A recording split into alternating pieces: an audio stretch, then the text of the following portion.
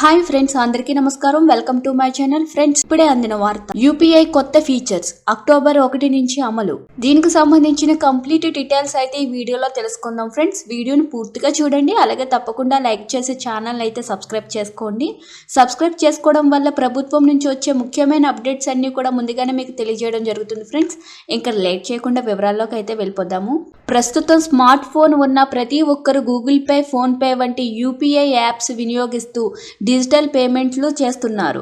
అత్యంత ఆదరణ పొందిన డిజిటల్ పేమెంట్ సాధనంగా నిలిచింది. దీనిని మరింత సులభతరం చేస్తూ చిన్న మొత్తంలో డిజిటల్ పేమెంట్లు చేసేందుకు reserve bank of India UPI light ఫీచర్ని తీసుకొచ్చిన సంగతి తెలిసిందే.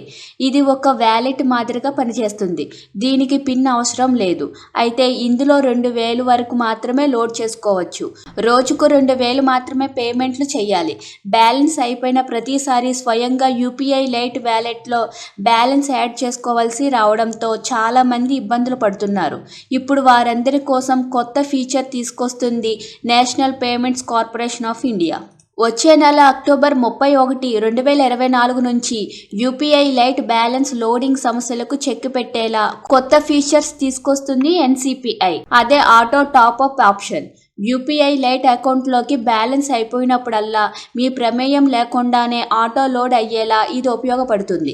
దీంతో బ్యాలెన్స్ అయిపోతుందన్న ఆందోళన ఉండదు. ఈ మేరకు గత నెల ఆగస్టు 27, 2024 రోజున national payments corporation of India circular జారీ చేసింది. ఈ UPI light auto top-up feature October 31 నుంచి అమల్లోకి వస్తుందని ప్రకటించింది. ఈ కొత్త ఫీచర్ ద్వారా యూపీఐ లైట్ బ్యాలెన్స్ అనేది వినియోగదారుడు సూచించిన మొత్తంతో ఆటో లోడ్ అవుతుంది.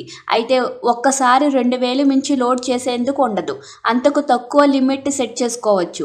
అలాగే తమకు ఆటో టాప్అప్ అవసరం లేదని అనుకుంటే దానిని తొలగించవచ్చు.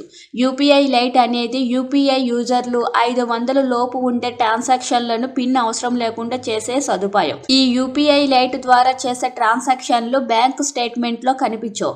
దీంతో బ్యాంక్ పాస్బుక్లో గందరగోళానికి చెక్ పడుతుందని ఆర్బీఐ పేర్కొంది.